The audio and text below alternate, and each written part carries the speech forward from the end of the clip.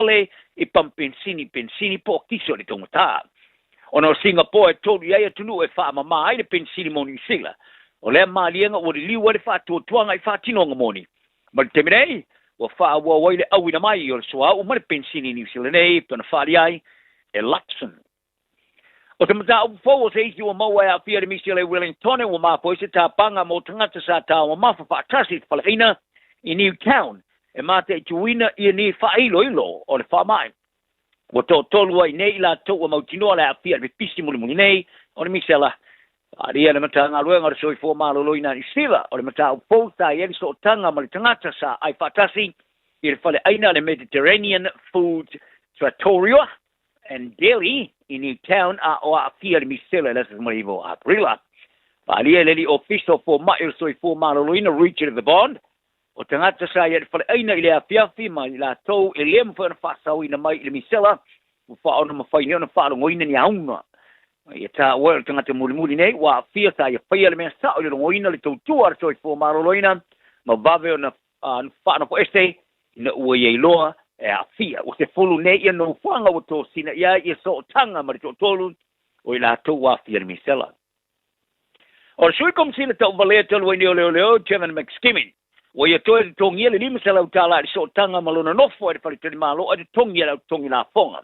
Ile taimi le la ma tanga ma te ma fine. Sa mo atu fa ilo le Johnny Sila o kom sina leo Richard Tempest.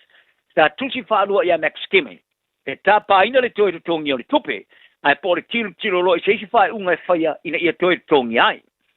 Sa tu ia la so valu ma sina no me io atu ia o to tongi le tupe. Ai o se fa mtalangat sia sa tu ina mai le Johnny Sila la zona na fisa fa le campus. O le lima se lau tala o mai ane o to tongi atu ile leo. McSkimming. Se vai nga tu pe sa fa senga ina lava McSkimming.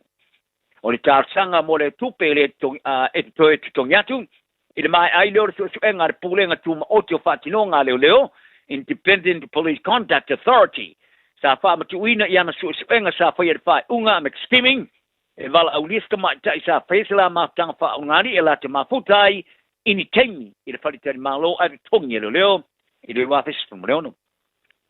O fa alia leo ma ila tu e tu mai fa pito. Wale na or so ona sa ta avale fa masao. I le alua ilungo le no mero fa lave te ta avale la tu mai nei sa fa no se fo. Ai o le leango a mio mo wing. I la veino ta avale ma le ai ni a o fa tai faia. I le se puru aso mai le aso lus puru aprila. Se puru valu. I ola sa whanu I wha lava ese tau ta avales pu mare wha. E se ta iringa o whai loai, o se pumare ono mare sumare valu e la tu ta maari hiu. Ta tuk mai awala sa loto I se lau kilometer I tu lao sa tawa e wai ta avale. Tu e leini papu I pui mor sa ngare mua ta avale. O le nu mera wha le tau sanga ola e whanu I lungo al tele, o mai lava na ngai lunga le tau sanga nei. Na I lo le tau sanga lua whamare rima I lava. I taunga ta atu o le tau o le pensini mara suau. Ta longo ai le fa tono leo ngawala te tele Inspector Peter McKinney. I le porkala mele 9 at tu nuna le Johnny Sila. O se mele mwhena fa tino ina to I taunga ta tele. I papui pui e fa tuina I lungo te tele mo sa ngare mo. I awala uma e sao ai leo ta vale le tunu. O le mele nai mana mi ai ave ta vale. Le tele atu na mate I tu ma to ia la tu lava ngai o inga faia. Pa pe ma si o mianga. Le mo mi ai le sala pasendo le tau la I te mi uma. E o lava ele o sao tele ma foi fa lava te siuma a o sao e ma tania o nei one ai ina tupus fa lava ma e ta wai telefoni fa ba e fa ona ta ina ia ma fau na ngono le vai e por fa le tono le vai o le no pongo tong kinga e fa ngai vai la o ngosia ma marijuana pole the cannabis clinic o ta pa ina le tele atonia o nga si o mi ai vai la our cannabis e tu es wenga o ma wai o lon sima ni ma pasene o tangata ni tinga e ye ku tinunga o lo ye se fa amu tangata fa nga ina nei vai la au e pe ona fa ai ele ni officer sili wazim asa her ta ya lo ngoi le Johnny Sila o le atili tele atu le man malama ta o tele e so ni ai le tele atu le nga singa se sa nga le mo ona sa ia nei vai la au ma le tala no ino te singam tong tinga ai ta wai sa pa ese la tu sa ni ngona mo le afe ngase ine tu sa ngo mo vai ma la tu ma wai le on suma li paseno ila tu sa tali o lo ye lava lo la tu fa ngona o se fa amu ya ila tu e yeso tanga mo vai la awar kana pisi fa ali al taher o vai la au le kana pisi o pela voisi vai la fa fo mai ai o le fa amu tu maulava na vema pa puni munisio tangata I tato ta longo mo fa manino le le tama fusu ya David Benavides ele o mana tu lise fusu anga machai o pataya pe a fai le step o tono fa la tongo fai plenga ale super boxing o Benavides sa mano le sa ya ke Peter Ramirez ne o ta fil fusu anga tama sanga yono ma ave ai champinya ya yo fusu uma tono le WBA WBC mo WBO ele o panga le cruiserweight ele mai ayo na mano le sa for sia ya Benavides Ele isera fusu anga kolosfia ile le leina si o miai totunga na ilo sana panga. Ma eu tu vala awinai se lafta winga marista ma Mexico Canelo Alvarez. Asa e sitting yai pe asa pe sitting yai o ia pe asa sa wai ya petaya sa te fa saot. Asa e sitting yai pe asa sa wai o petaya fusu tamar sango fai plenga sufa. Ma ia ta wai ile anu e fusu wai le champinha le fa tonga o fai plenga. O nene o mana na o pulenga e whasala wina la tu fusuanga ia la whasala lau ar PPC ma le DNCN. E bei tai, a whaia mausa marianga whaatino loa se la fusuanga mo peteia. O peteia sa whase e ma fusu i le whaalapatonga le sufa, ma manu e champino lau panga le cruiserweight, o se ngā yuinga sa whao e te lan champino le IBF i le au panga. Ina ua mai al fusuanga le sa porpolai o peteia, e te fusi e Benavides e Paulona. O te whale tonu, o nei tere se la velave o nole, SS o ala whasalalau, e whasalalau wei pusu anga whalapatonga o me lua. O whaeloa ka la puliti ale Brisbane Broncos, o le lato wingi marasui o to Samoa, Dane Mariner. E whaono lusino na vai pana whapele whaia esta o tonga whana tinati le vave ala star. In fact, ngura vaso. I le mai au le talonga mata ina sa whai ina le Broncos i le Sydney Roosters, i le Astonine. Liputi ai o Mariner sa osu se patu por Cork, I le masolo na vai tau mutau le teimi o le afa mua le ta'alonga le malae a le Alliance Stadium. Ai tu e te liu le malae mo le suma le 5 minuti e mulimuliane o le ta'alonga. Ina ua sau fafo I a Josiah Karapani. Ina se afianga tupuai. Ai o le ten mulimuliane. Sa tili mawhati ai le tau le lusu tau sanga I se aunga. Mananati atu ai loa le whalemai o le Royal Alfred Hospital mo se tau tonga. O le ofisa fo mai silo le kalapo le Broncos Matt Hislop. Ai whaamatala ina I le aso ranafi I se la sanga sa se ai. I le mai ai o le ta'alonga, ua mafo I ona whaamalolo le asio to sa mo mostaimi e le o mautinoa. Whalia Hislop, sa fula le mai o Mariner I temi sa te o Italiua le whanitani malo, I le mai ai o le ta'alonga e le taina sfulu le pō. Ai kiria e whaamai alana mea ai malo e moe. Ai na mo toe alu, iai e siaki le afo le tasi le vaveao, ma iei loa inai, o lona o ngā vai o fufula tele. Mana nati atu ai lo le whalemai ma whaia whaanati nati iai se tautonga. O se whae unga sa tēna iai alau whangi na ua le tau lia le skosa a lepeti ai moe mintinga la waka pia o peleki pepe po le baby blacks. Ani usila li tāmara sanga mori I po le rangio au laka pi lalo o le luas funtau sanga I Afrika Saute. O le baby blacks a whae ina ia Argentina luas fu lima su fitu I Port Elizabeth I le Seranafi. Ma le mo whae ona tāmau se tonga le ponesi e mo whae ona wha awau le pui pui mo le lato champini. O Afrika Saute sa lato sasaina I Australia le stonai ma se e tuani tūlanga mua le whasalongo au I se fulu tonga ma mawai. Ma o le a taalo nema New Zealand le taalonga le songa fua le vaspo. That se taalonga e le este winga ya New Zealand a wa o le ua whapo ma le tuanga champini. O luna winga. O Afrika Saute ua mai alama na manu malo le ipo champini no langi a e tu e tasi le taalonga o te toi. Tala nao ne yaso ma ya te roa. Maua o le loto maulalo, maua foiso waka Fiafia. Talo falava o au lapi Mariner, mau belo li tio. I le radio Samoa tasi 5 amo.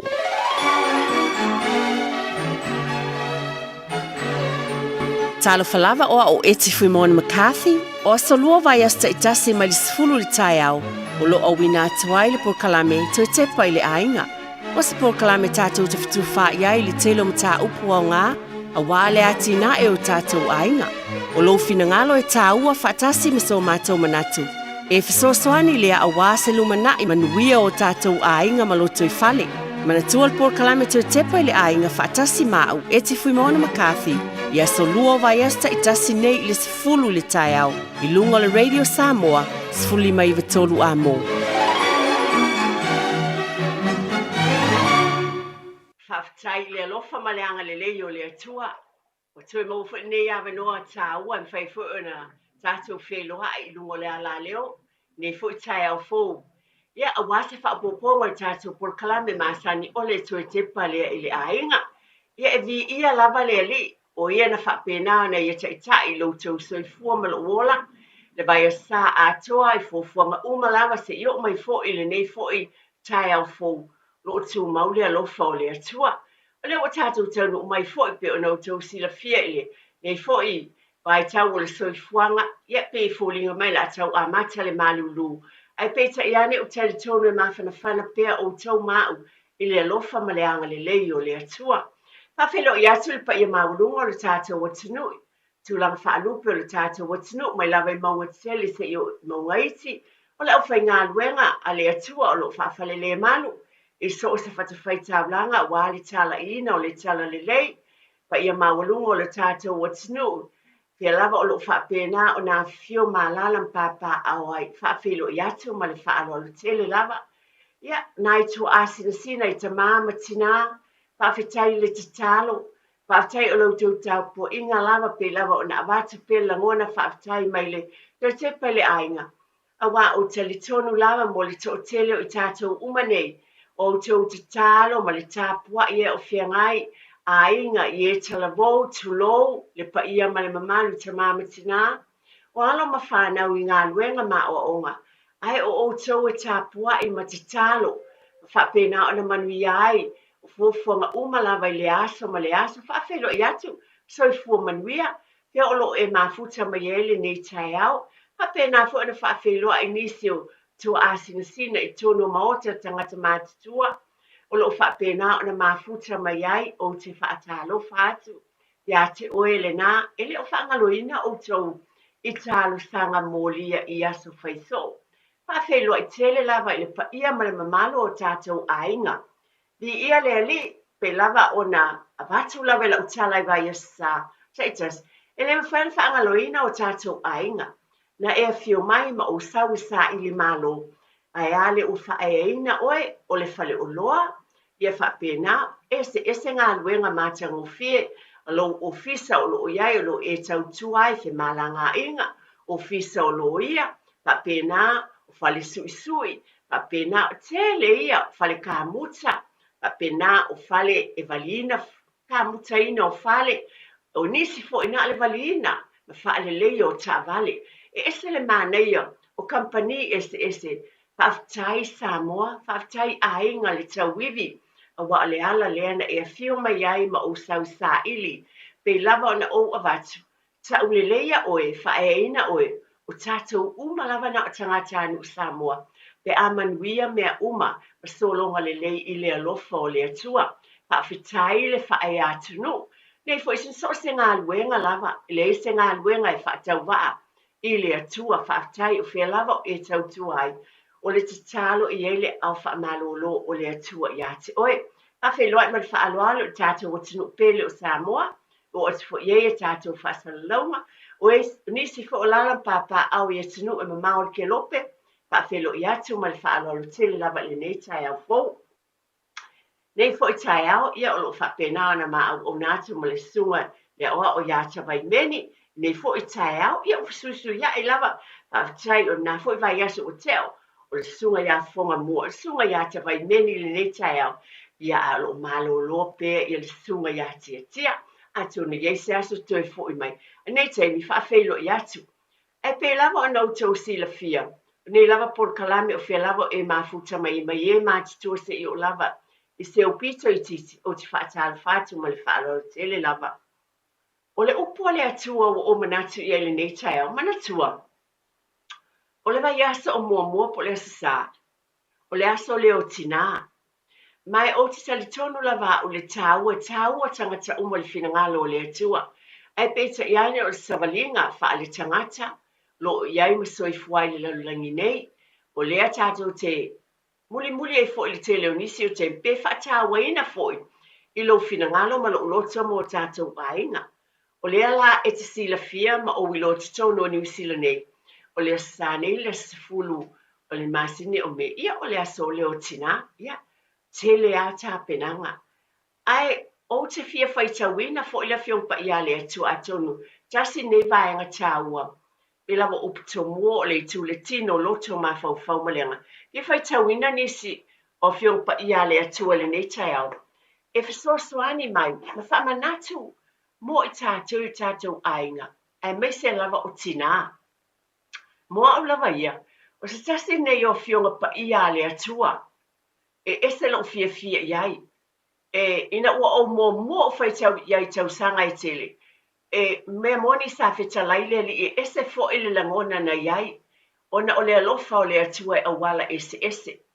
O lo o whamanatu mai iai tātou umalama, tangata umalama. Ai peta iane ia te ulava i o tina. Na o langona le tāua o lea upua le atua. I lo loto i lea taimina o fai tau mua iai. Ma o langona ai lea awa o mai moa. O manatu le nei tausanga o te fia fai tau wina. E avea o se fe au momoli mo i tātou tina. Ia manisi foi. O i tātou uma ai patino lava mo tina wa o te loa. Le te le o le o onga o le neia fiompa ia le atua. Ia te au le tina. Te lava taimi fai tau le fata o tuto sumaritasi. A le nei tusi la fai tau wina. E ese fo le matango fie mo i tātou tina. Pere ngā tuai i le tusi a Isaia. O lona mata upu e lua si fulma le valu. Ai o te fia fai tauina upu nei. O le highlight la utuspa ia. Ona o le taimi lava na o fai tau mua iai ma fafang waile nei upu. O le o te tusi ai. O le lua afe se fulu ma le lua.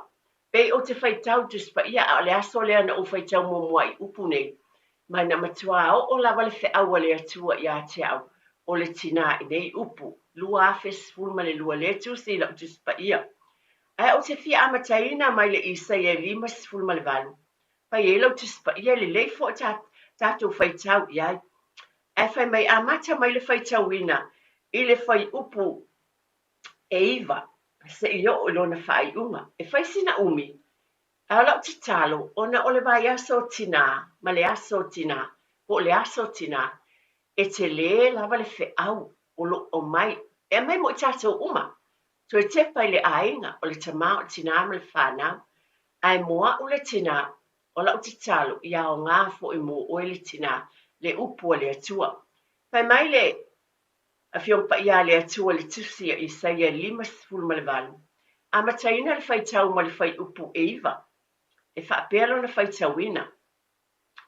Ona e wala au lea, ai tali mai ei lea li, e te alanga atu. Ai fetalai mai o ia te oe. O hau le nei.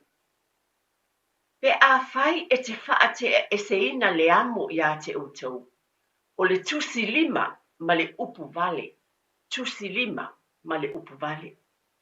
A fai fo e te alofa atu i le o fia ai.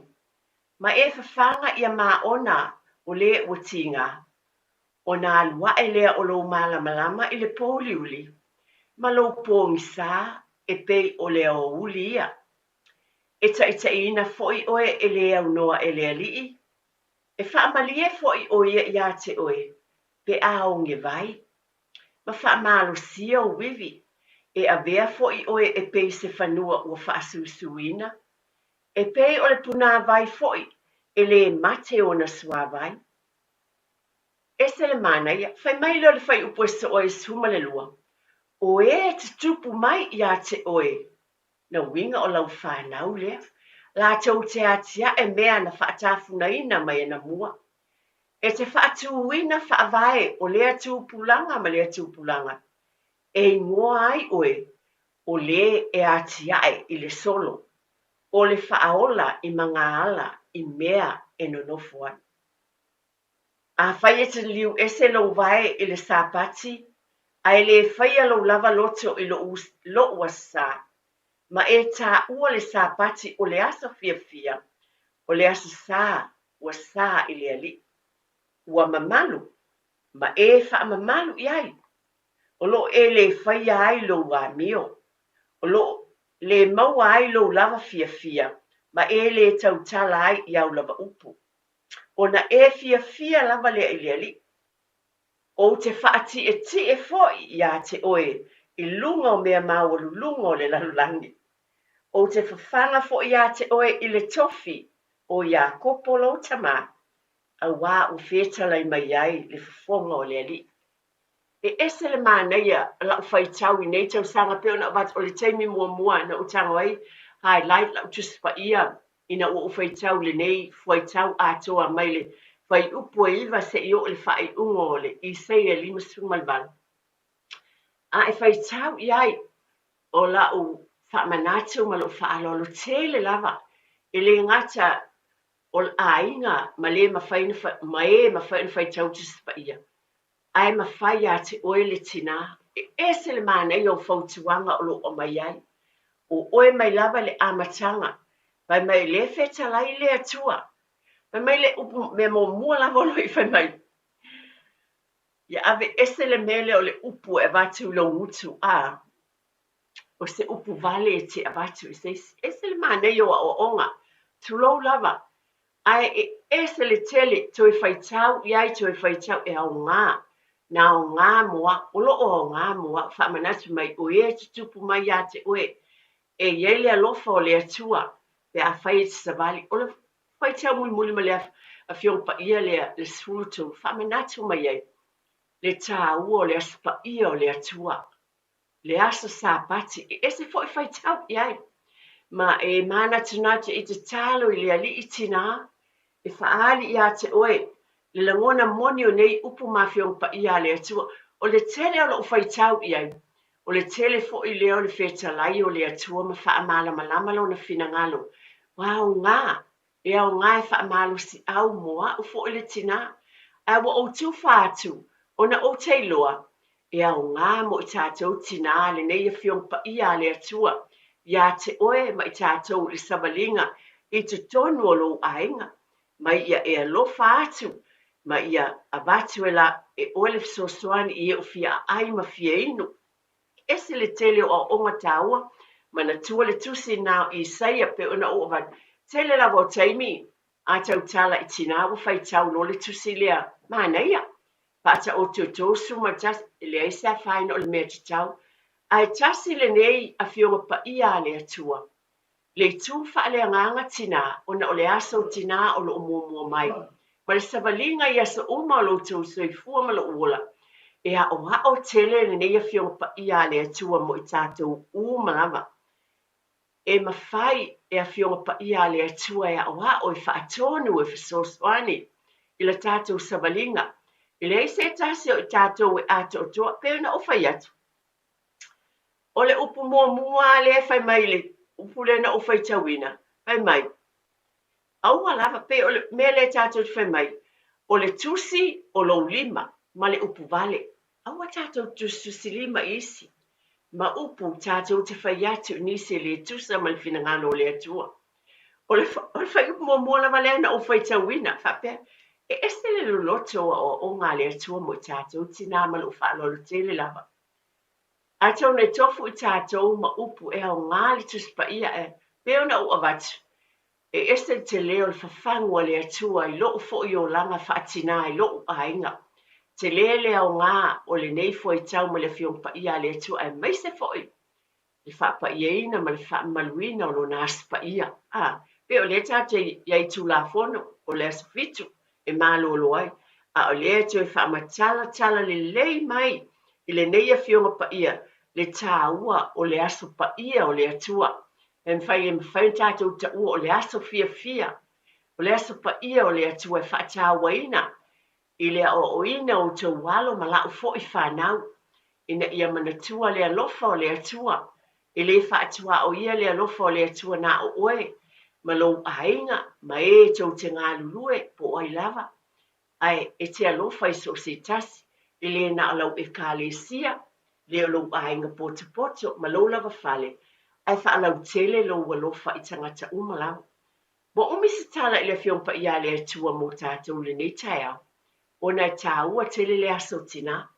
O le aso tina le mo ne o tele tono pe na batu vai sa o tona I atu.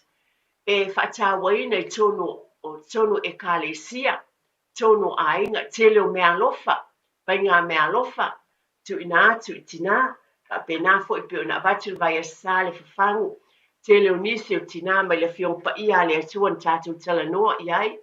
Le alofa o le atua e awala ia Rebecca le afino Petueli, tina ia Eseta le masiofo talavou, tele i o fiompa ia le atua matusi o mai ai, le o onga I tina, ai na ana o te whaamanatu a fionga pa ia le atua tina, pai tau e le ngata I nao ngā mo oe, ai a oa oai fo I lau whanau, ma whanau, a oa o tamaiti, pe lava na o avatu, pa ma lo lava, pe lava na avatu I tae o uma, na fo ina e ala pōle nei tae au, a be tamaiti le a onga, pa aftai le ono sai ma le whaapalepale, pa aftai tele lava, o le ngā luenga maasani, pe lava na avatu, pa aftai nana e alwe abe se au whai a onga, na usfo nei tae abelau tēne fō mai, ia, a pe na fo ina abelau insinia, ia wa o tātou, le tātou te iai I le o langa le o lo tātou iai nei. E tātou te tau mawhai ia whaia mea sili, mo le whanau o soifua I lātou maola. E whamanatu mai ai ātonu o le awha muli po le stei muli ane.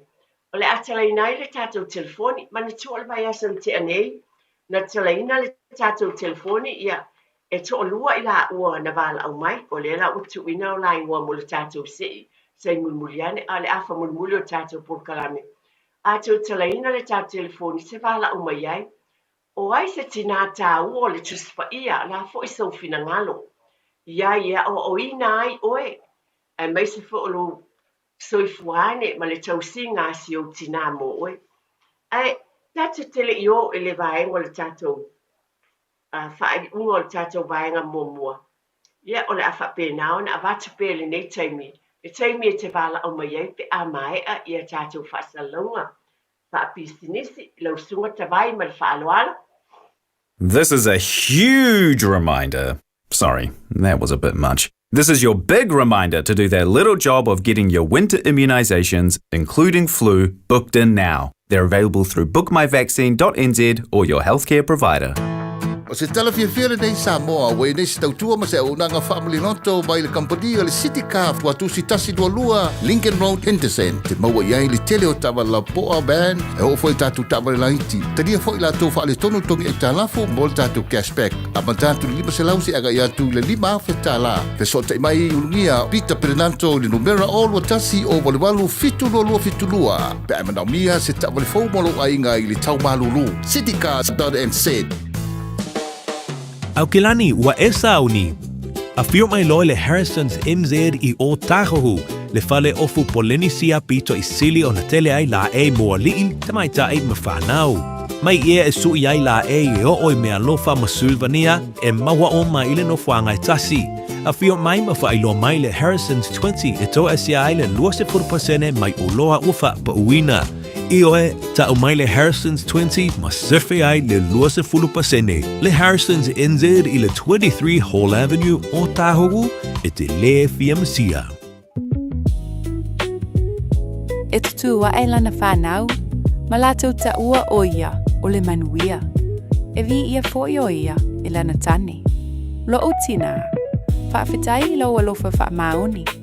Lo le tu la fwai o I mātou le whanau. Lo le whaalongolongo ti ngā I le tau singa o I mātou. O fua I o lo alofa, ua mātou sele ina ma le manuia. Ua lata mai le aso whapitoa a tina, o lo wavanoa nei e te awa lofa I a mama.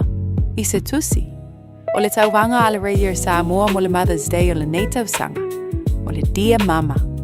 Paisa tusi I a mama, po e mai lau video I lunga o le TikTok, o le page o le Radio Samoa ua mai e tāpena I le pese whaunga, po e mai lau video, au e whaitauina lau tusi, tu uai maniata o mama I lau background. O le atapunia le tau wanga I le asofito me, I le sefunu o le tai au, o na whaatino leo le sei I le afa le sefulu lua, I le asofito lava o me. Moni si whamtalanga, rili mai I le tatau officer, lua ono lua, tasi 5 vatolu, lua ono lua tasi 5 vatolu, pe whaonga mai le messenger a le Radio Samoa. Ia manuia tele le asau tina. Mai le pūlenga ma le awhainga duenga a le Radio Samoa. Ia, o le nāwa e whaafonga I whaasalonga pe anu tu ina tu le Radio Samoa, mana ia tele. Ai loa tusi se pese o tusi se tusi. Tusi tamaiti po ai lava o whaafonga mai mana ia tele. whailoailo walofa I a mama. Ale nei taimi, pe lava na o avatu. Por kalame al tue te pa le ainga. O le alofa o le atua pe ona o avatu le tina. E tā ua te le tina I te tonu ainga le tue tau whailo.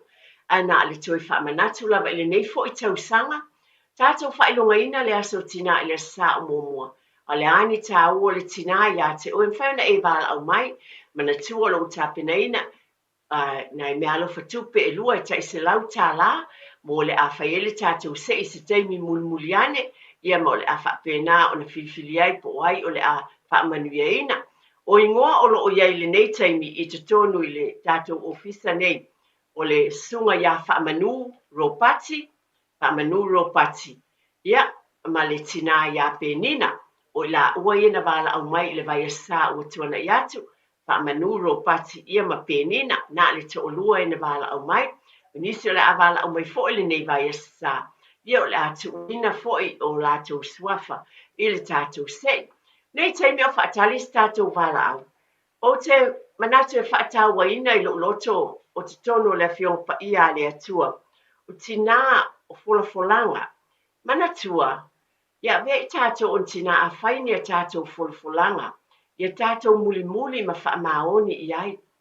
Manatua le tele lawa I tono o tātou ainga e masani la fo I o tātou ainga. Ainga Samoa, tātou te whaalongo pēr lava I le nei fo I tau, e tātou te tatalo ma whapele telonisten, ia le tuae. Mātou te ufoi nātu le whanau, o le tama po o le teine ina ia o ngā mō oe, whaialo fina ngalo, o se ase ngā luenga, io e waalangona le whaatamama le tina. Ai tina, o whaila tātou mata whaioi, o lea o hao pē o le whanau ma whaamanatu, ma avea o se whateita inga lelei. Nāna o whaamanatu ma lo whaaloalo o na o le aso tina o lo umumua mai. E whai iei lo fina ngalo ma tātou mawhau whau iei le whaamanatu mai pēr. O tātou whaia le fina ngalo o le atua. E ese le mātango fie malongo lelei upu tātou te whaalongo iei ai po tātou whaatinoina le ile o ina atu o le whanau. E tātou lawa ia te tātou o na tātou whaia fina ngalo o le atua.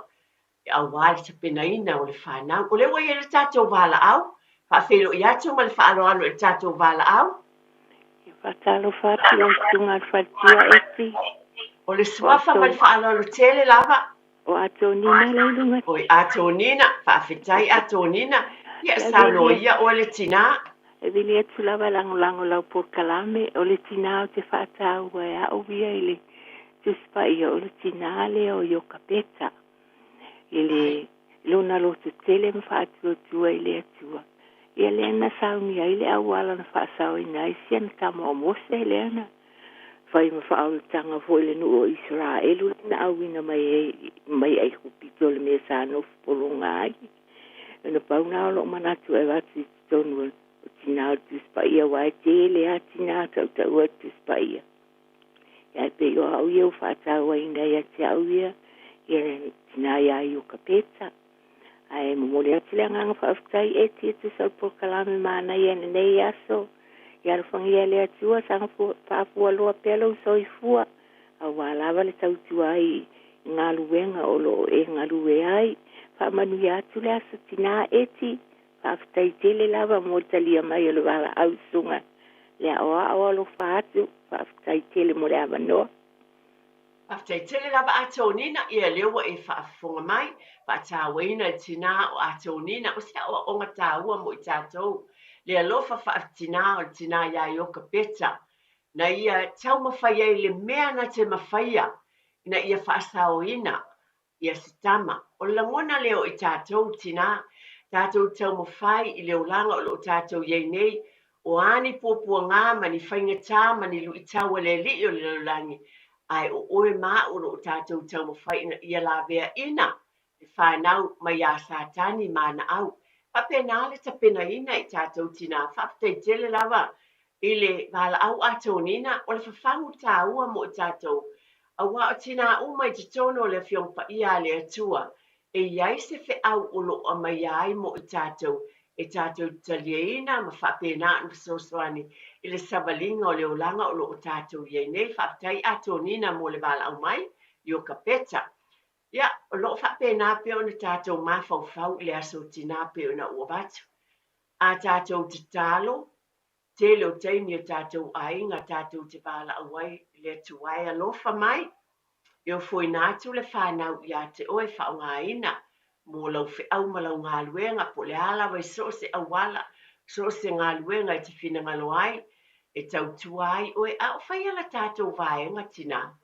O lo o tātou tai le whanau tusam le whina ngalo o le atua, tulo lava, o le fisili lea, o tātou whaamaoni, ia tātou malava, ia manatua, a whai o tātou tau tino e o foi nātu le whanau mo le whina ngalo o le atua. E te tau ana tātou whaamaoni ia tātou fola-folanga. Le mea moni lea, e le na ana tātou fola-fola e te tau fo ana whaatinoina, ma lo whaalolo tele, lo tiu te tina, ona o le aso tina. E whapena fo I matama, ai ona o le aso tina, o lea pe e whaapito lau fo I se tala I tina. Tātou whaamaoni, usi tai, ma whaatino lo wala a wina whaatina, ia whawhanga, ta pena le whanau, ina ia manuia le savalinga, ina ia tau nuu le whaamoemoe. Mana tua foi, na whaamaoni le atua, na ia fola mailo na alapele o Yesu Keriso mo oe ma, na whaamaoni le atua ilo na tāpena ina o le alii mo oe ma. Au tali tono foi whai mai a wau whaapea lava o na alofa mai o le atua le laulangi. Na ta pena le atua lo na alo mo oe ma, a tonu a e te talo fo I te tautino, e te tapena fo I la lau whanau ma I tātou umalava. Tina ma lo whaalolo tele, ina peona e te talo, le li ie soani mai, au mai le poto ma le atamai I le whanau, whaonga ina lo lato wola mo oe so se fe au, ma se ngā lui os whamtalang, leo te whapea te le whai fe au uma, pe a vea manise o e la unga le upua le atua le pule la ma tausi a le ai. E o winga le sabalinga lo walo o lo watali o lo wafine I le lalolangi le iai. Mana tua foi. Pai mai o oe le tangata o le sulu o le malamalama. O lo watali I ma lo wafine a vea masulu malamalama. Pe matua aluatu o feelinga aluenga inga lue ai e sulu o tuailo na malamalama. E ta o tuai o ia o le tama o le teine kerisiano. Ea, pero minga leo la utala, e le fai fe au uma. E le fai fe au uma ia o te walo ma la ufo I whanau. A iei ngā luenga e mai e le atua tuina iei I lātou. E se sulu o tuailo lātou malamalama. Mai a latuaile na namu o le ali, mana tua fo I o le tangata o le na namu o le mata ngofi o le atua. Manongi le lei le alofa o le ali. O le winga le tātou te wha winga I ai le fionga le atu moa ula vaia. Ioi, le ala lea e avatuai, a whai tātou te fola ma te talo le atu wai whasuasoani mai. Le lamona o avatu amatanga por kalame whawhitai I lo wala pō. I le nei tai au na e usuai, e ave si o watali I ma si o wafine. Nā fo ina e te talo, ia manuia le a onga le neias o tā penanga ia. Ai pe ona o avatu I tātou whaamaoni, a wana o taimi o la ite e whaatino ai, ai whaatino pe e te Fiafia. Tali tonu mai tina, e fua mai au ngā luenga le lei, e fua mai taimi umalava, I taimi umo le soifuanga o lau whanau pe o le tusi, le ana tātou whaita wina I le Isaia e luas fulu manawalu, le ta umaiai, e iai le alofa o le atua o e te tupu mai ia te oe. Iai le alofa o le atua I e te tupu mai ia te oe le tina, ma le tama. Ia tātou whaamaoni a oha o le whanau, ma ono sai tina ma le whapalepale, e tonu o le ainga, o lau fautuanga e ave le tama, o lau fautuanga pe lava na abatu e le tuina, le tau longolongo pea ma le whaamanatu a wae te tau lea a. O mea le lei malava, tātou te whaia, e tātou te whaia ina ia vi ia ai le li ai oe o le tina le lei o lo e usistai. O e wha le tina, tu lou lava, o le faletua, o le tausi, o lo e alala I tua atu o le tamā, o le ainga, o le matai o le ainga, mai o le faletua. O pefo ona ta ua po le tele o lava le silafia e le tātou wanganu, mai tua atu o le faletele, o lo iai le tina, o lo tautua mai ai, pa pena am sosoani le matai o le ainga, pa pena o te talo I whaanganganaina, iai le file mu o fautuanga le lei uma, ma me le lei uma a wale manuia o le ainga, o oe le tina o lo o yotou ama tātou lima. O le alo o talaina lava le tātou telefoni whauna e wala o mai ai, man tua tolu fitu slima I watolu, tu ina lo swafa le tātou sei, tātou whailonga ta isa lau tā lai lua I le ten mulmuliane, e wala au mai, on tu ina le I lo swafa, se ina le manu malo so swani mo oe, ya mo se mea alofa o le aso o tina, ale nei teimi, le lava lo talaina le tātou telefoni. Ya, onisi o upu fo o te fia, ya me tātou o le tina ata mai. Ia tātou tautala ma le whaautauta a, pe mai pe ona mai le fiong pa ia le ali atua le uwai tulu whata oto e tō sumatai mai. O tautala o ia ma le poto, wa ilona lau lau whaiva le tūla fono o le alofa. Tuna le tu e tau whaamatala ina. A ia vea tātou upu e whaamalosi atuai, o upu whaaluan. E le whaulau whaafonga le nei tala ma le porkalame le tu e te pale ainga. A le tele la mo taimi tina, ia maua le whaapalepale ma le onu sae. Isi o taimi e ita lewa, ia abatu lo le tala. E to e mawhauna to e maua mai. A mamulu atu lo le upu I lo fonga. Ma lo ufo I utu. O wale to e mawhauna tau fi mai. E a whainai se fina ngalo. E a finai se loto stangata. Ia tātou mātāla ia mea ina ia tātou tautala ma le poto. A wā o ia manui ai o tātou ainga. O ia no fulele ai ma whaalfani ai le ainga poto poto. Le ata mai ma le tautala o le tausi o le faletua. O le tina, o te tonu fo o le e kālesia, o le faletua tulou lava. O I fo I e loa ai le ata mai mai le atua. E tala noa atuai I le alofa. Ma le tua, a whaawaina lava mea uma I le alofa, ma tufa atu I le alofa. Pai ngō fie ma le lei mea uma. Le lava talaina ta telefoni whauna e wala au mai, a ali sau finangalo, o aise tina le tuspa ia e te fie tala noa mai ai, mai ni whate te inga lei, ale o lea fon. O lea sau finangalo I lo so I fuane, ma se tina fio tina, lea se taua, ma le fatu na tuto e sio tina ia te oe e so I fuane. O e fo I talabo o whaafonga mai le nei taimi, o aise o whaafonga mai,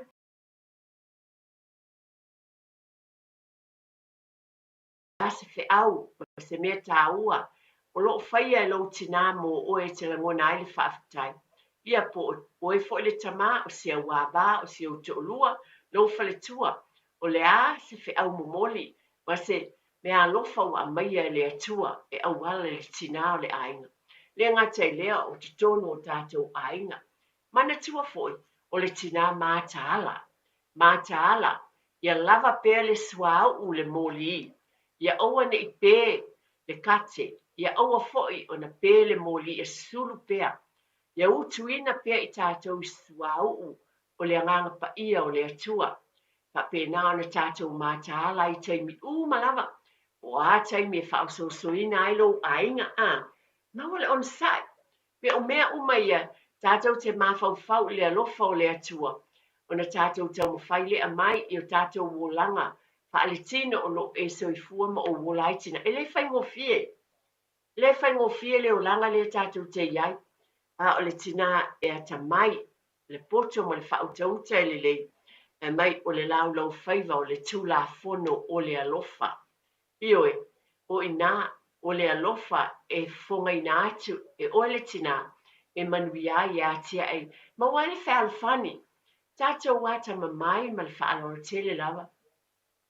Tātou pupoto le alofa o le atua. Whaatonu folau I lo yo walo ma lau whanau. Ia maua le whaalofani o tele lava o tātou ainga. E white e na I tamaiti nisi o taimi ma lau whaaloalo. Ia nisi o ainga. E white e na I whanau ma manatu o na I tātou tina. o a tātou whaunga, ma le whaalolo tele lava, na ni whaamanatu, nisi o taimi e whaalongo maita maiti, ia tātou upu, ma mea tātou te whaia, na lātou langona leo le tīngā, o nisi o taimi, pe manatu whaapito, pe alofa whaapito, o le titalo lava, ia tātou walo lofa uma i le whanau, o le whanau o le mea alofa le atua, le atua tau whaamatalaina, o le tofi mai le atua, o le mea alofa le atua mo i tātou, a wane i o tātou walo lofa whaapito, o nei mea uma, o lo o apoapoa i mai e le whiongpa ia le atua mo i tātou, mai e ia o onga tāua, ina ia manuia i tātou umalava, e mana tua foi, nisi o waenga tāua o tina ngā lulue whaatasi, ngā lulue whaatasi, mana tua le tina la whiongpa ia le atua o Ruta ma Naomi, mana tua o le alofa o le tina le nei o Naomi ma Ruta, ngā lulue whaatasi, na mai ei se a o onga tāua mo i tātou umalava, pai tau i tonu le whiongpa ia le atua ma awana ta pena ina i le atua, aena o mai whaatasi ai Naomi ma Ruta, ngā lulue whaatasi manuia ai, pai mai ina ia mo le ati na o lea e silafia le tala i le manuia na iai o la foi i te punga mai ai lo tātou wali whaola o Yesu Kiriso. E tātou te mana tunatu e le alofa o le atua. Le e foi o ngā le atua a ngā lulue whaatasi. Pai mai loto ngā tasi o le alofa Ruta i a Naomi o le alofa Naomi i a Ruta. Pai mai le tusi e mua pe teru o lona tā upu e tonu. A le whai upu e wale whai mai. O le unga le nei, ia loto ngā tasi o tau uma, ia whaalofani, ia alolofa i le auso, ia muti vale i le alofa. E ese le mānei o upo le whiongpa ia le atua, ia ngā tasi o tātou loto, o tonu o tātou e kālesia tina, ia tātou whaatupuina o mea le leima lo whaalolo tele lava, nāna o whaamanatu atu o le whalitua ti a kono, tātou umalama e tonu ainga, tonu wanga luenga ia ve tātou o whautua le lei i tamao ainga, ma waile nofo le lei, mai ia loto ngā testasi uma, ia whealofani, ia alolofa i le auso, ia muti vale i le alofa. A whiongpa ia le atu o lo le mua pe teru, o lona mata upu e tolu o le whai upu e valu. Tātou te talo i le ali, e a maia whaasinonga le lei, ia tātou whaamanatu mai a tātou, ina ia manatua e ese o tātou ainga, ese o tātou tangata, ai tātou whaalangolango i le atua o ia fsosoani mai, ia mawaila tātou loto ngā te stasi i tonu o tātou ainga, tātou e kālesia. Ia e mawhai lava na e wala au mai, la se me te fia saunua iai, ia le mo le polokalame le nei mo le tuetepa i le ainga tina le sa lo mua o lo whaapenao na tāpenaina foi tele mea alofa o le tatalo lava ia mātaala foi mātaala ainga o a tāpenanga foi o nisi o ainga o fufuanga le talo lava ia maua le whautau tai le lei maua le ngā lulue whaatasi tonu ainga ia mātaala foi tātou paketi ma lo whaalolo tele lava ioi tina lava ia fia lava ia o le ale mea alofa ua maua ma le ia ma le loto e lia tulou lava a whai lava i tele lava le seleni ma le whaasoa whaafitai a mo i tātou ainga o lo tau whaasoa nei fwoi taimi ia o le tala lava ia tui tepa le ainga wa ai tu uma ia baba ai iai e le whautau te le teltun fia lava le tina le ale me te maua ma le whanau a o maua le file mu ma le alofa o le atua e te tonu o tātou ainga. Mana tua e tātou te tāpena i o tātou ainga mo le aso tina. I le o se mea fōu i lau sila fia ma lo uloa. Pa mana tuina ma le fia. E te langona o nisi o teimi. E le se mea alo fasili fōi. Mua o lava ia nisi o teimi. E le se mea alo fasili a tea o lava ia le tina. E lo ainga pe o lo soifua manuia, o lo malolosi, pa aftai le alo fole atua, o lo o iei ngā luenga e ngā lulue ai, o lo o iei wha manuia ngā le atua le whanau.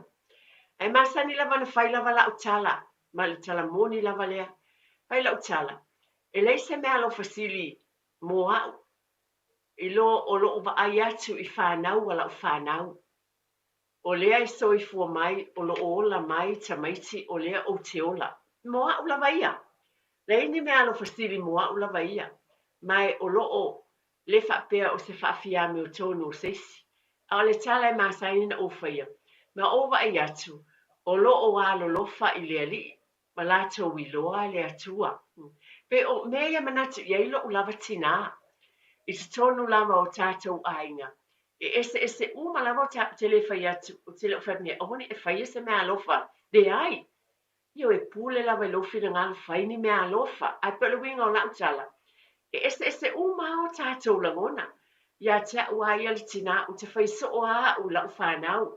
Ma whanau o whanau. Le ese mea alofa. E sili o na fiafia I o loto le aso tina. O lo vai atu. Pela le upule na faita wina le fiong pa ia le atua. O lo o mai I le lotu. I le aso sa. Ma na tua le vaenga. Muli muli o le upule na faita wina faita u iai. Na ai te tono le isai e lua sulman. Ma le valu. O le ai wha ama mawhaina ai. Le aso sa pati. Le aso pa ia o le atua.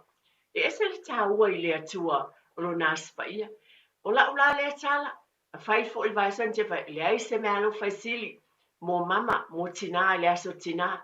O lo uwa ai a te utou uma. O lo o utou lo lotu ma tāpua I le ali.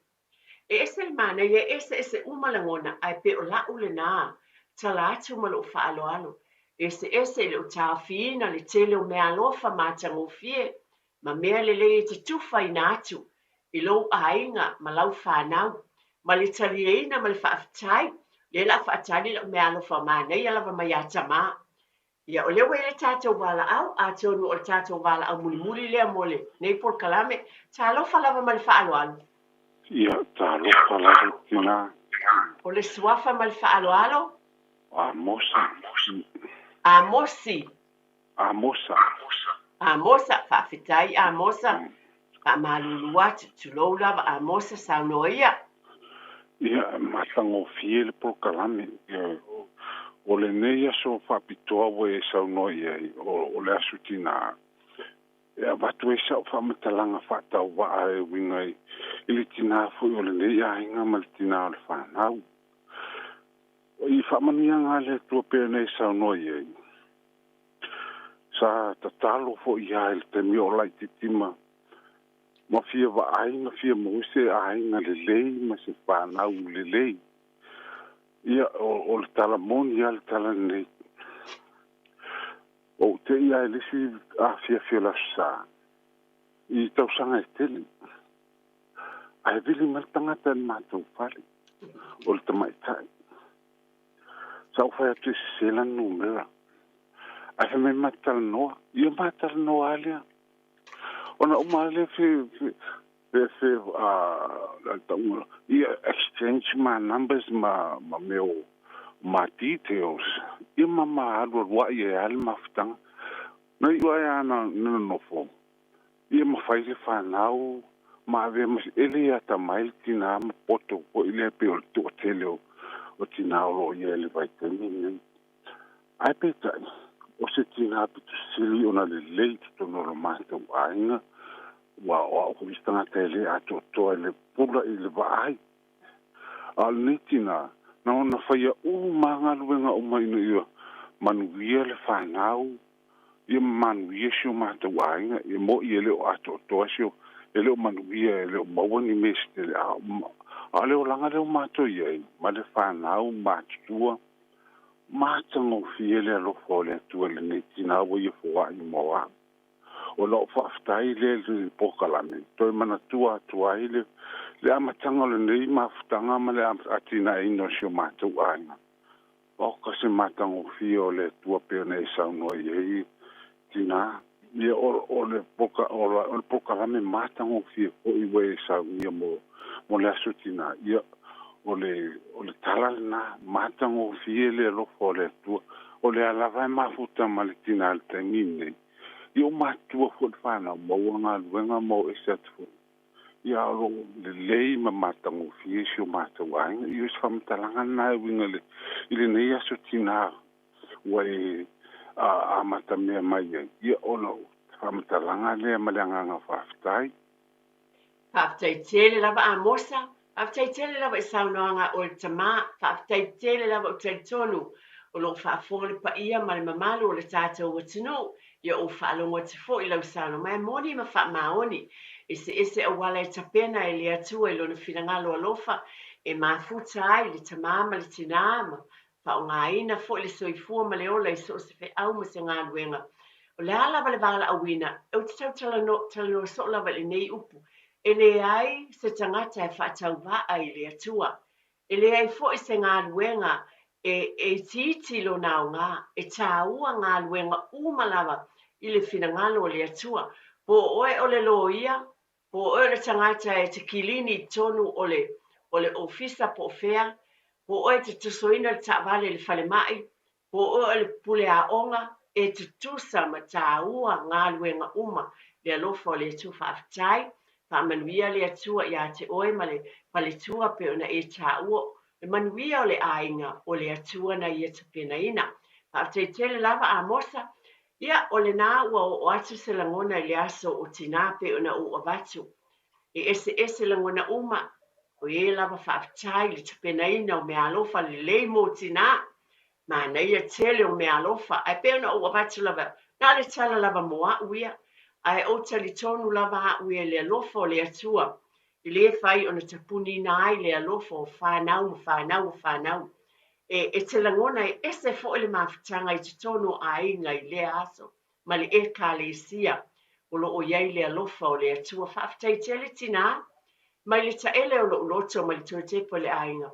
O te momoli atua I lau whaafitai tele lava ia te utou uma lava tina, Samoa, o atunu e mamau o lo utou walalam pāpā awai, o le atunu pele I Samoa, New Zealand nei whaafitai I lau tautua I le atua, malona finangalo. Whaafitai le tautua I te tono le ainga, whaafitai le tautua le ainga poto. O le poto ma le ata mai le atua, e fisoasoani I ate oe maa, manatua o te tue mwhamanatu lava o le tusi le neina a mai e le ali I ate au le tausanga e lua afe sfulma le lua. Pai tau iai I saia lima sfulma le valu, mai le whai upu e iwa e o le whai upu muli. E ese le te leo le o ina o au whaatina. E au ngā o mawhio pai, ai moa, maybe, a tonu lava. E a vatu e fo ese fe au mo seisistina. O au le nei tai au, ta vai wha mole lava, lo fina ngalo. Ia o lea e to o wha tātou tangata ia na maia ia lātou suafa, o wha manuro pati, ia o penina, ia o ato nina, ia o amosa, ia tama,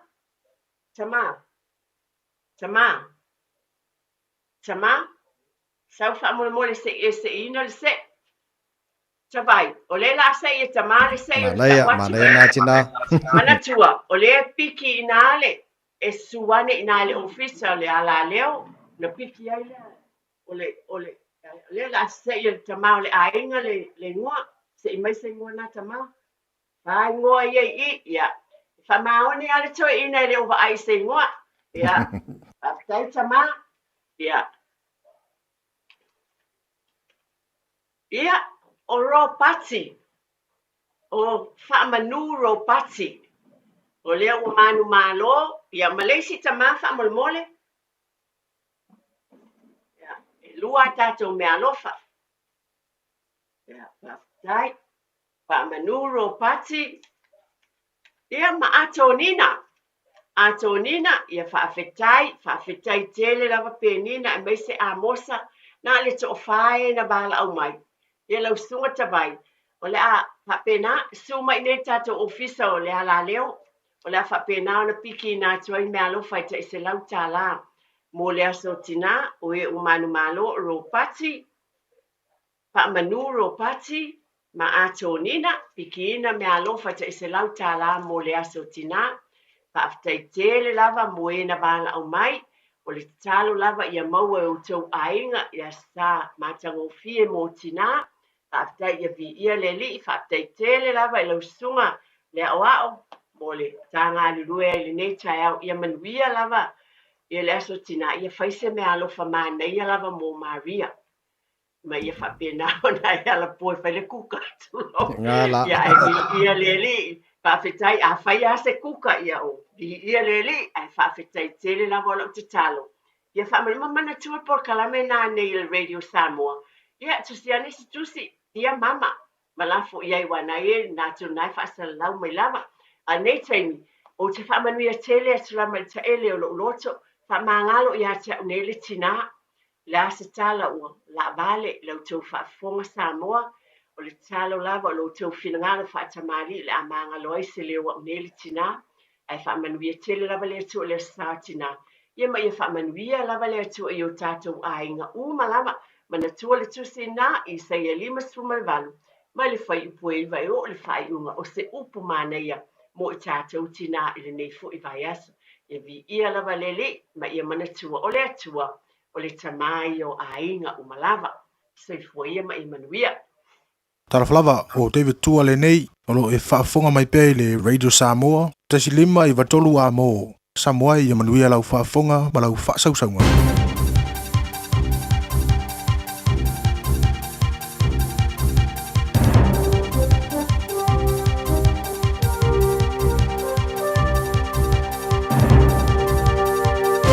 In this update, BNZ is warning of more uncertainty due to the war in Iran. The bank has posted a 38% drop in profit or a 6% drop when excluding a one-off software write-down. Westpac has revealed a 19% drop in profit. Generate investment specialist Greg Smith says BNZ is concerned the Iran war will cast a long shadow. Clearly cautious. They're saying rising fuel costs are starting to squeeze businesses a bit, especially smaller operators, and they reckon credit growth is going to slow for the next few years. Donald Trump's administration could be making a long-term bet on the war in Iran before the midterm elections. The US president's disapproval rating has hit a record high of 62% in the latest Washington Post ABC News Ipsos poll. It comes alongside souring opinions on Trump's handling of the Iran war, the economy, and the cost of living. But Republican strategist John Jordan says over 70% of Americans think Iran needs to be stopped from having a nuclear weapon. If he's able to have the soft landing here with the Straits of Hormuz, energy prices coming down, the American economy is otherwise very, very strong. There's really quite a story there once you get energy prices down. Labor is backing the government's deal with Singapore. A deal's been formally signed to ensure trade keeps flowing during disruptions, securing fuel for New Zealand and food for Singapore. The two have agreed to not impose export restrictions on one another.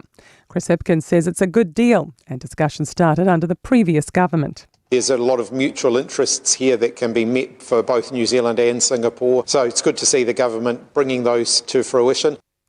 Principals warn they're wasting precious school resources and funding by fielding dozens of vexatious official information requests. A mass request to 2,500 schools from a University of Auckland law student sparked action from the Secondary Principals Association of New Zealand. And that's news. To sport, and Don Tricker will return to New Zealand Rugby on a permanent basis as the governing body's high-performance director. The former Black Sox coach worked at NZR from 2010 to 2018 in a similar but less expansive role. He'll start in November once he's finished commitments with the San Diego Padres in Major League Baseball. Tricker was involved at an end-of-season review, which ultimately saw the removal of Scott Robertson as All Blacks coach. He was also a member of the appointment panel that recruited Dave Rennie as Robertson's replacement. And 22-year-old Wu Zha has become the second youngest snooker world champion, beating Shaun Murphy 18-17 in the best-of-35 frame final at Sheffield's Crucible Theatre.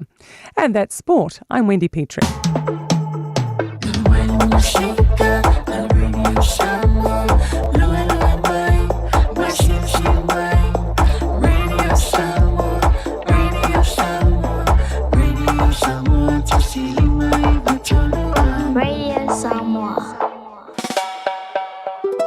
E te Fiafia wa te tala ina nei le San Palmo lunch ma dinner buffet. Ama tātu le asolua, 5 o me, lua o ruono. Lunch, ama tātu le afas frutasi se e pa ia le lua. Dinner, ama tamai le aso tofi mai le afa o le 5. A faila o talini au malo. O a fia failonga ina fo i se aso whapito. A Fiafia Mai ma tala mai ao. Ivas Furuiva Atkinson Avenue o Tahuhu. po le whaasotai mai le lua lima iwa, wha o. Po le olua fitu, lua ono, iwa olua tasi. O fia maua sau ta vale po sau piki apu. Ai tongi ta iwa yaso, lua va yaso, pe ta imasina. O le sleek cars o le a maua ai le fsoswani. Ua ta pena le au whainga ruenga a le sleek cars mo oe malo a inga. Aua e te popole i se mea e tasi. Te tala fitu aso, mai le sifulu i le tai au, angai le afo le ono le afiafi. Tele la alai au kilani i saute, vili mai loa, i le o lua tasi faa, fitu lua selau. Po le o lua o, faa lima, tasi lima tasi. Le Shine Dental, lau fale fa inifo fa moina. La to te fai fofa tal no ango unifo. Ia so lulu tai tasi. Tele e wala me fai ona tutongi ai lau tong fitinga. A fio mai loa ile 5 fitu fa Great South Road Manukau. Bevili mai le lua fitu ono fa. Lua fitu ono fa. Mo le Shine Dental e ia inga fa pitoa. O mana o mie o e pose isi lo a inga se fisoso ani tau fi malanga inga mo New Zealand. Ima ta au pue peo le vaita mai no whanau po ngaluenga. A whaia lau tali o le ioi, wala au loa Ken Fernieho o le Fern Immigration Services e iaila na lai sene, ma o silia ma le se 5 tau sanga hola na tau tua. E toa tele tangata o fisoso ani iai Ken, ima ta upu tau fi malanga inga, e awhia ima ta upu na o atu le tribunal, ma apili le minister. Tanga iana e le Facebook, ma le upenga te whailangi i Molimau. Mo nisi whamtalanga, wala au mai le Fern Immigration Services. O lua tasi lima tasi, o lima.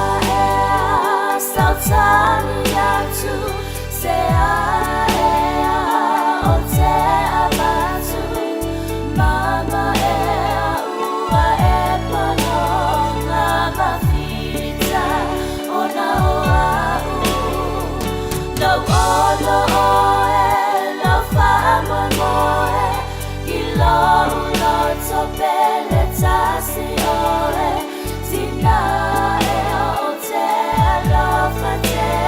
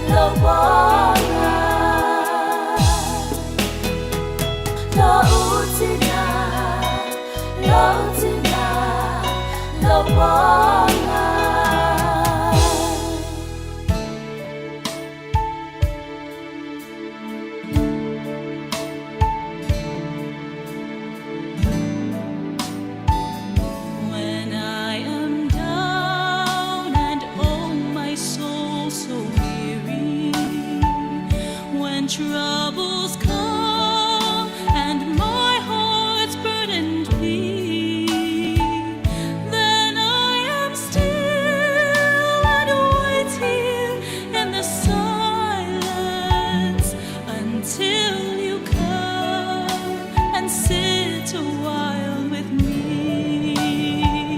You raise me up so I can stand on mountains.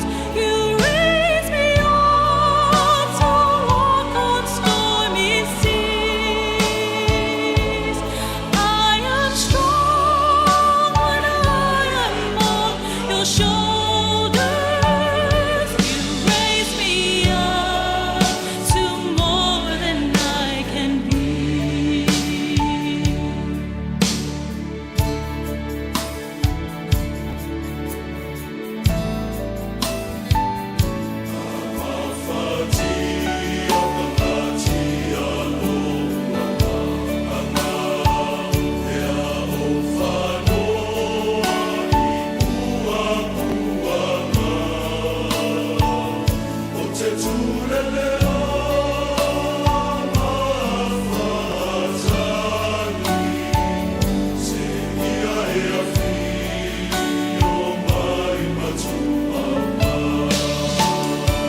You raise me up so I can stand on mountains. You raise me up to walk on stormy seas. Oh, I am strong when I am on your shoulders. You raise me up to more than I can be.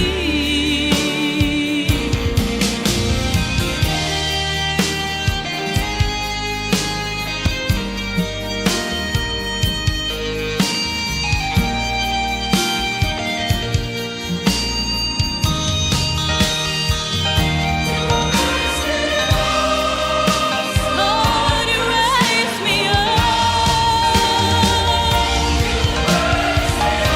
You raise me up to walk on stormy seas.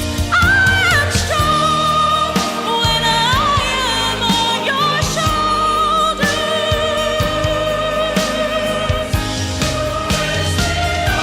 You raise me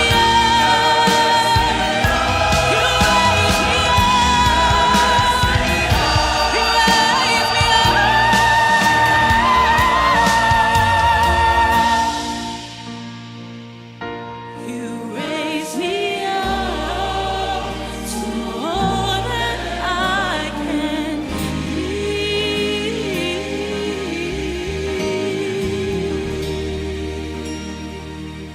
E te fuma pale ina Le pale auro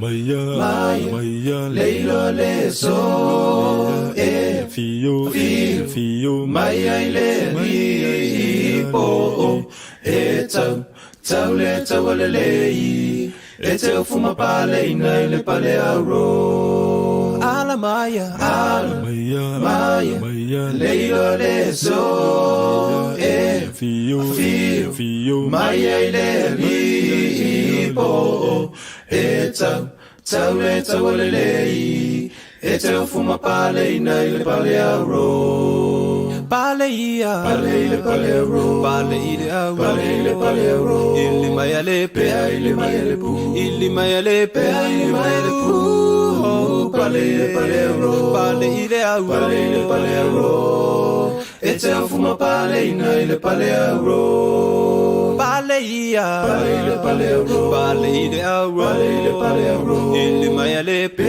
Ili maya le pu Ili maya le pe Ili maya le pu pale ro pale ide au pale ro be atu o ai siona ma tu say no avenga ma ofuile ofue sisina mata uta ulau sala yo yesu olofa aola o mafatia ma avenga ya ofuile ofue sisina mata uta ulau sala yo ete fuma pale ina ile pale aro Alamaya, Maya, Leilo Leso, Fio, Maya Ile Lipo,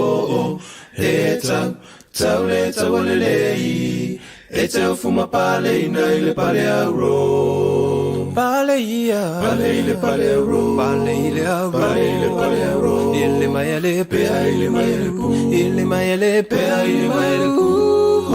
Paleile Palearo, Paleile Palearo, Etel Fuma Pale, Naile Palearo, Paleia, Paleile Palearo, Ile Maya Lepu, Paleile Palearo, Ile Maya Lepu, Paleile Palearo, Palearo.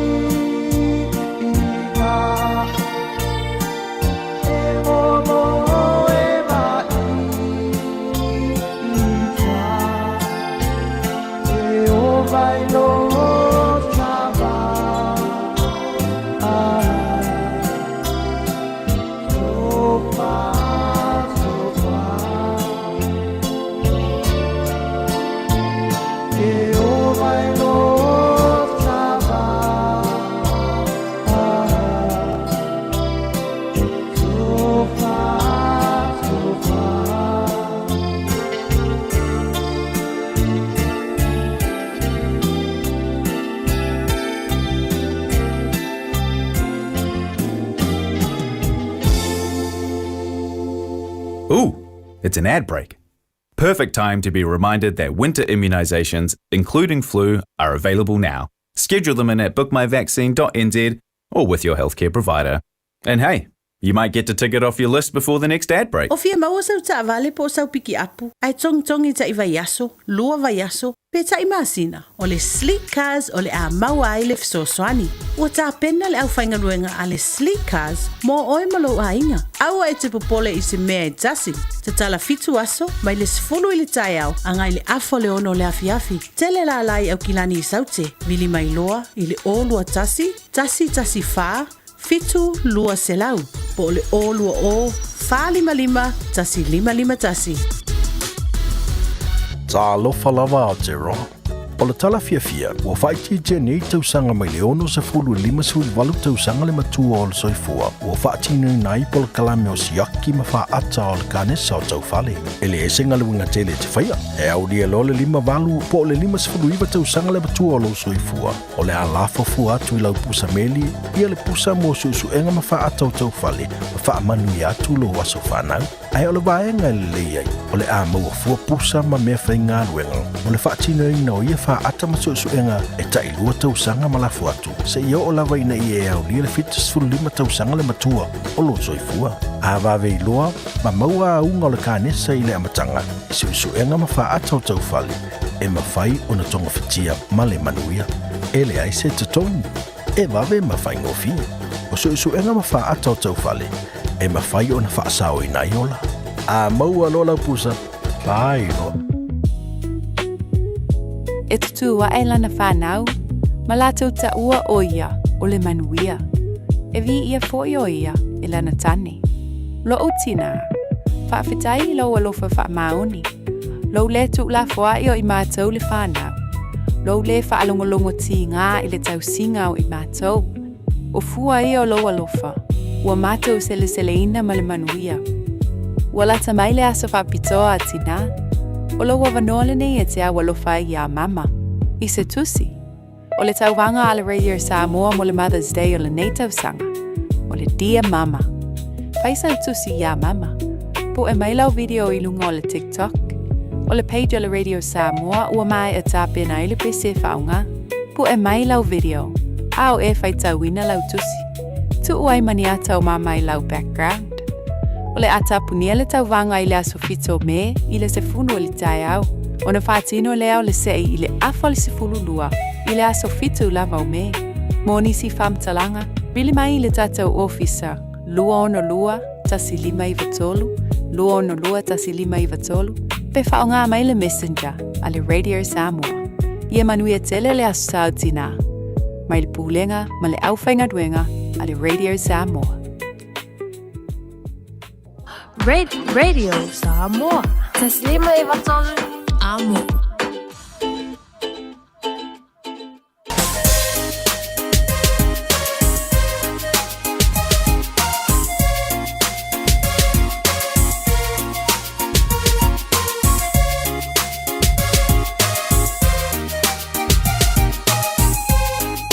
DJ Naira.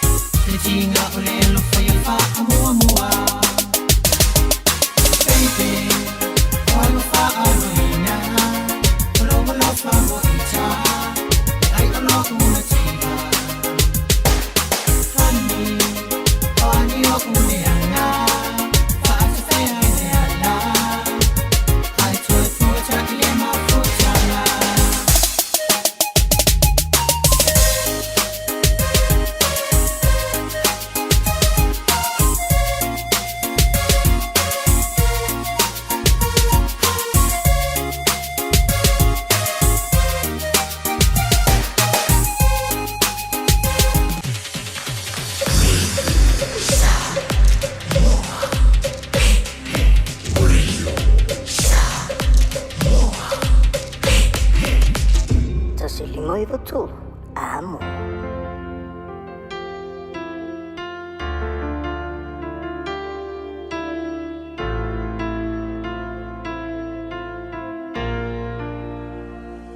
Yeah, ele winga tumao ainga aina ole time le falu maina le asfifia le fa folinga be atumu tumu mai utungata tate amo atu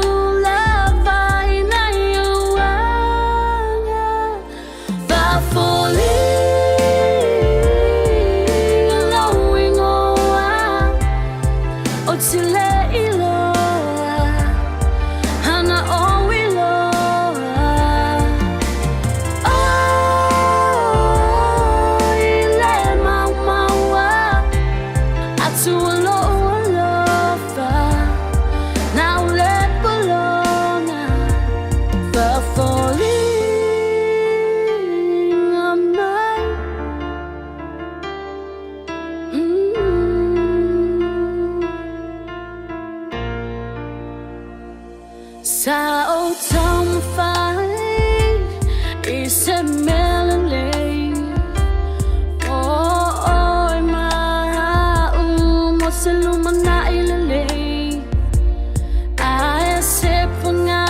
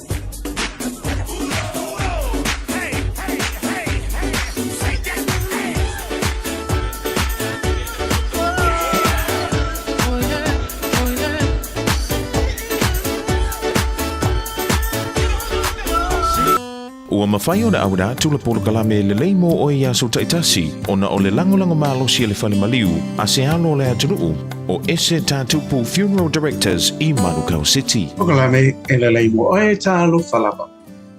Se lua pe te rolo na mta umomoa na whai upo e lua. Ia whaatele ina ia te o tau le alofa tuba. Ma le manuia ona olo o tau I loa le lei o le atua ma Yesu Keriso. O le loa le lei o se tangata. Ona ua umi se mawtanga o I loa le tangata le. Rona wanga lua.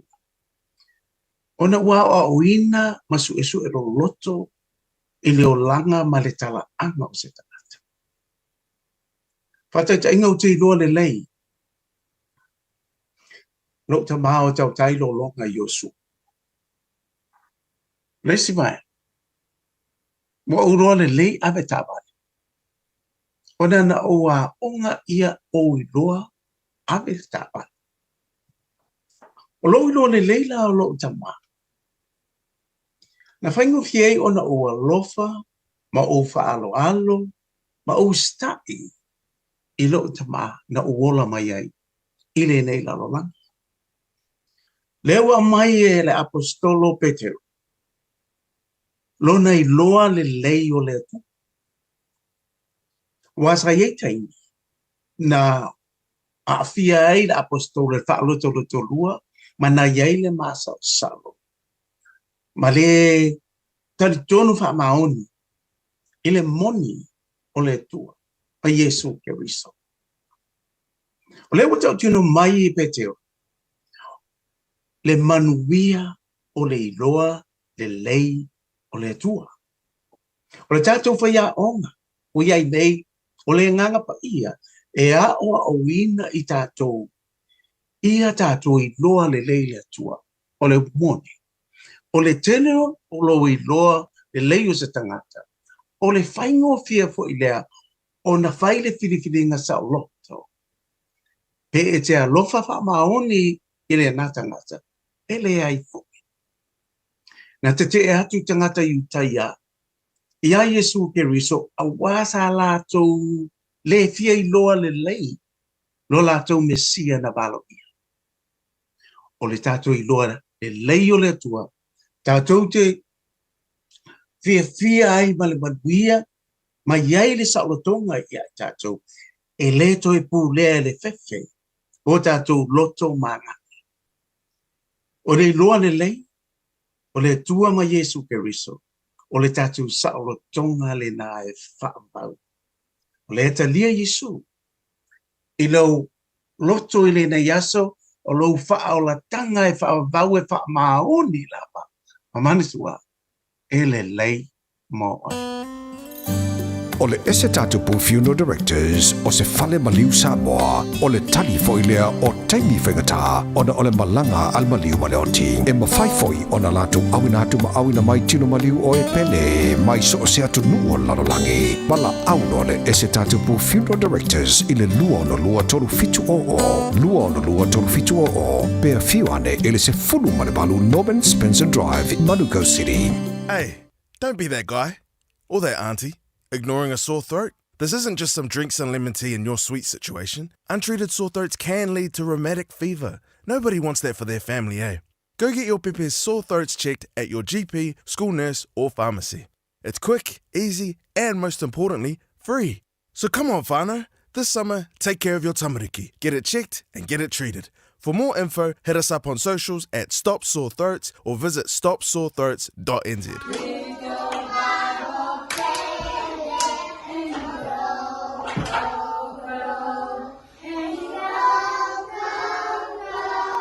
Sa ili sea o ngā amata e talawhia ngai mo lau whānau witi.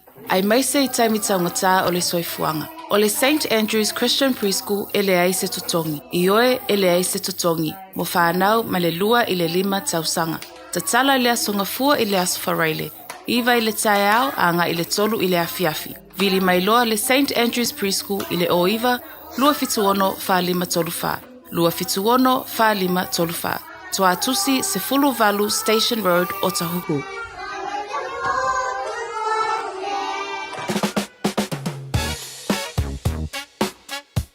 au kilani I saute.